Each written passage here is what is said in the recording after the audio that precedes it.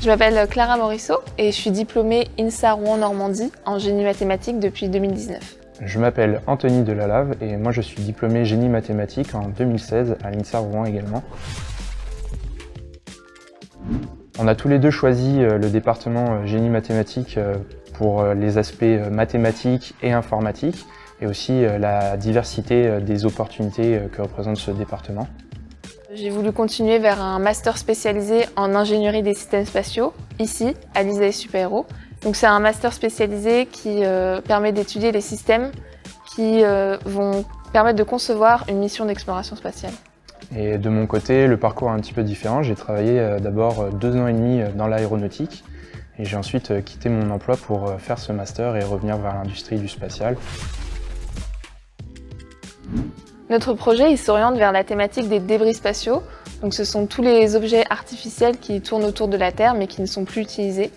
Et nous, on s'est principalement axé sur les petits satellites, ce qu'on appelle aussi des CubeSats.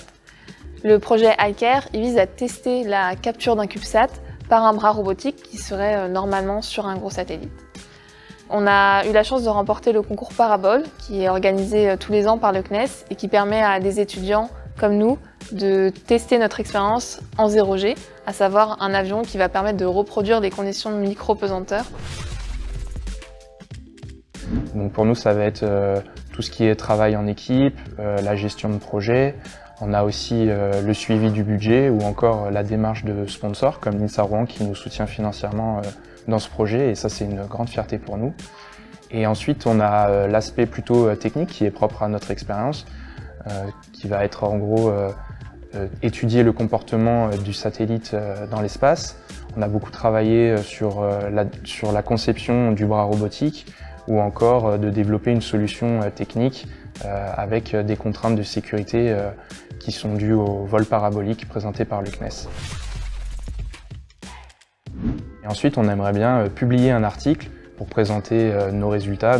Comme on travaille sur ce projet depuis 1 an, maintenant on connaît assez bien les aspects d'un vol parabolique et on aimerait accompagner les futurs étudiants sur ce type de projet pour les aider dans cette aventure.